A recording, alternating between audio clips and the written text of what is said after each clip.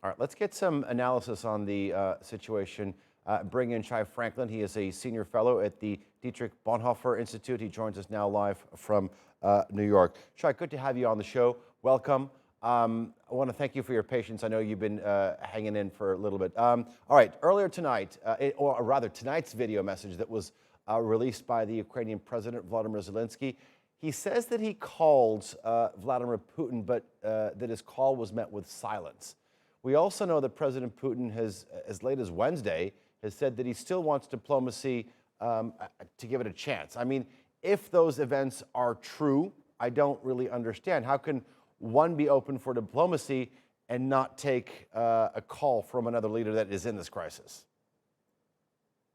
Putin is not open for diplomacy. Diplomacy for him is just another weapon in his quiver. He's already invaded Ukraine, of course. He's annexed Crimea. His proxies and now some of his forces probably occupy parts of Donbass in eastern Ukraine. They're arrayed all around the Ukrainian border, and they've been shelling for the last 3 days. They blockaded Ukraine's ports under the pretext of military exercises, which is still a violation of international law and technically an act of war on its own. So diplomacy is kind of it's a ruse. It's trolling. He trolls the world. He trolls the global audience like some people troll Twitter.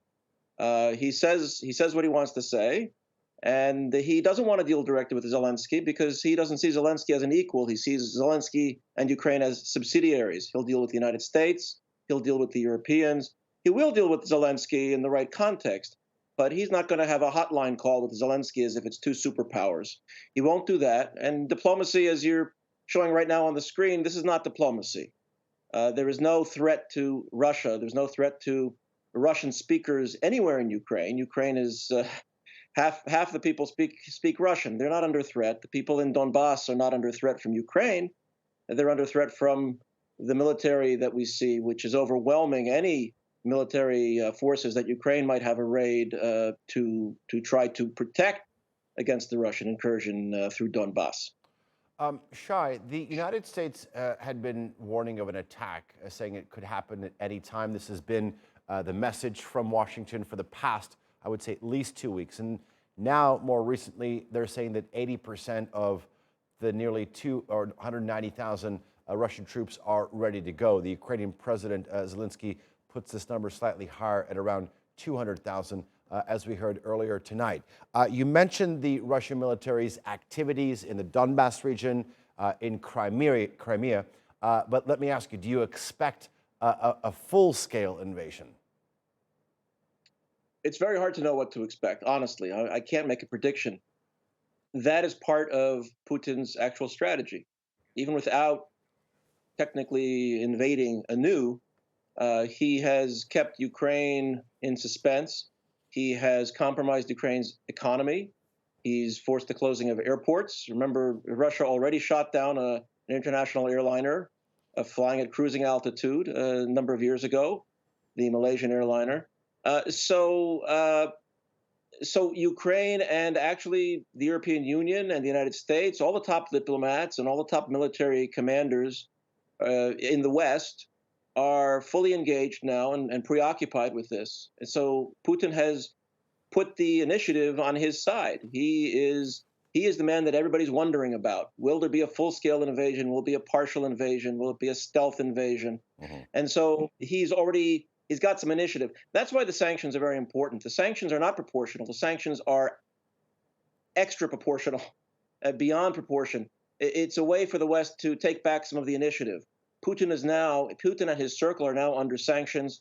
Ukraine is getting additional weapons from the West, even though Russian tanks have not actually rolled into Ukraine yet.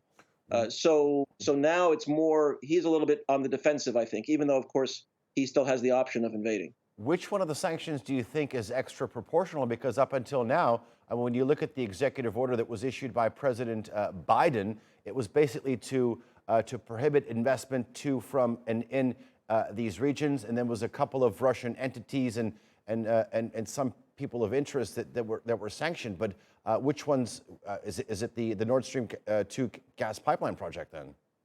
Nord Stream 2 is a very important symbol for Putin, the way that the Sochi Olympics were. That doesn't the sanctions on Nord Stream 2 don't directly affect the volume of flow of natural gas into Europe, but it's very symbolic. Also, the blocking Western banks, European and American banks, from financing Russia's sovereign debt. Yeah, Putin has several $billion saved up to cover some of the current account to keep the ruble afloat, but that goes very, very quickly. Any one of his oligarchs is worth more than that. And right now, as I understand, they're getting their super yachts, their mega yachts, out of dry dock in Barcelona and other places. And the speculation is they're going to sail them east, so where they can't be seized Hmm. because their assets are being frozen by the European Union, which is also very important. Putin depends on this circle of people. They're called his wallets. Hmm. They hold many of the billions of dollars for him. So this is originally when President Biden earlier in the week said that he was sanctioning these so-called breakaway regions in Donbass, Luhansk, and Donetsk. I was actually very disappointed that that seemed sort of below proportion. But now, even though Putin hasn't actually done more against Ukraine than he's done in the last 8 years, there are already these new sanctions, many of which actually should have been imposed 8 years ago, but they weren't for various reasons. And that means that there was not a credible deterrent for Putin until this week. Now there is a credible deterrent for him Okay. not to move forward. He might still do it, but at least now he knows that there will be even more severe consequences if he does. Is he If willing to pay that price? Perhaps. we will see. I mean, if he has saved hundreds of billions of dollars on the side, like you say, or you think, it has to mean that he's been planning this for years. But earlier tonight, I'm sorry, I didn't say hundreds of billions. Maybe I okay, misspoke or didn't okay, come across. Several billion. It's $5 or $10 billion, maybe. okay, all right. That set aside. But earlier tonight, at the daily White House press briefing, Press Secretary Jen Psaki said that Putin was improvising and having to adapt his actions as a result of the U.S. sanctions. Do you think that this is the case, that Putin is improvising, or what we're seeing is all part of Russia's, or rather Putin's master plan? So I think one of the biggest fallacies that many of us, I include myself, have had over the last 20 plus years is the idea that Putin actually has a master plan beyond his own dominance and control within Russia. He does. He's very opportunistic. He wants to make as much money as possible. If he sees an opportunity to seize something, he will seize it. And I think he saw an opportunity to seize more of Ukraine. He saw an opportunity to not necessarily a master plan, but let's say a grand vision to turn upside down the new world order of the last 30 years since the fall of the Soviet Union and the end of the Cold War. And that's why he's pushing. He's actually, on the one hand, he doesn't want pushback from the West for this invasion of Ukraine. On the other hand, if we push back in a military way, if we engage him militarily, then we're playing his game and we're helping to undermine this idea that borders are secure and that the way to resolving international disputes, particularly in Europe, is diplomatically and not militarily. So we're kind of in a bind, but I think he's in a bind too, and he was caught off guard, perhaps comparable to Saddam Hussein invading Kuwait in 1990, where he thought it would be a cakewalk, as we would call it, Yeah, but and it turned out not to be. if you compare it to Kuwait, I mean, the allies, the U.S. allies, actually responded militarily.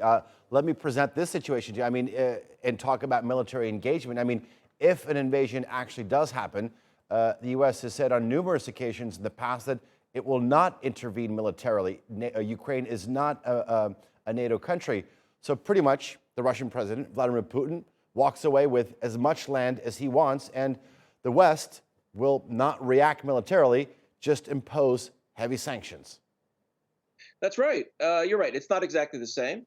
Although we are, of course, the West, NATO forces are mobilizing around the conflict zone, but not in Ukraine. We will not be able to defend Ukraine because Russia is much more powerful than the Iraqi army was, and so we won't be doing that.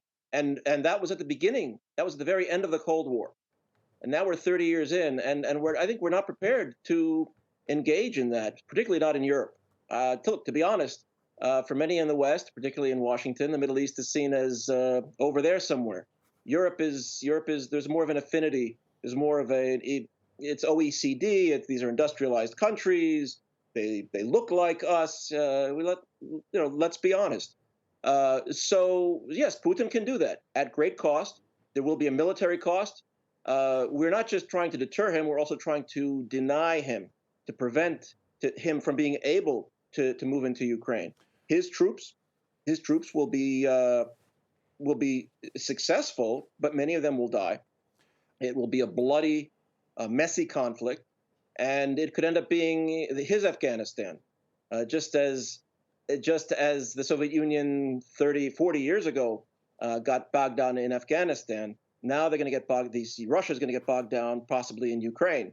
And what's interesting is that people think that Joe Biden he cut and run from Afghanistan. What he did was he gave up on an impossible forever war, and I think that is a much bigger lesson that Putin should draw from President Biden. Not the idea that that Biden is not strong enough to stay in Afghanistan. Biden was strong enough to leave Afghanistan. Will Putin be strong enough not to move into Ukraine? We'll have to see. Okay. You're saying that this could actually be Russia's Afghanistan. Let me try to make another analogy, since you also talked about the Cold War. A lot of analysts said, this is also Russia's Cuban Missile Crisis of sorts, and are entering the 11th hour. Well, to some extent, look, the Biden administration is putting up a lot of the intelligence the way that the Kennedy administration did. Stuff that normally would be kept secret. We wouldn't want Moscow to even know that we had access to that. There's a debate in the UN going on, of course. It's a little different, but because we don't have the option, as you pointed out, of confronting Moscow militarily on this. It's too risky. But will there be? Well, I think Putin also has more control than Khrushchev did in 1962, or 61 or 62, and so I don't think there will be as many mixed messages coming from Moscow. But Okay. I think we can learn a lot from various crises that we've seen over the years in the Cold War and since the Cold War. Shah, thank you very much for joining us here on TRT World. I do appreciate you coming on. Thank you for your patience and for that lengthy analysis.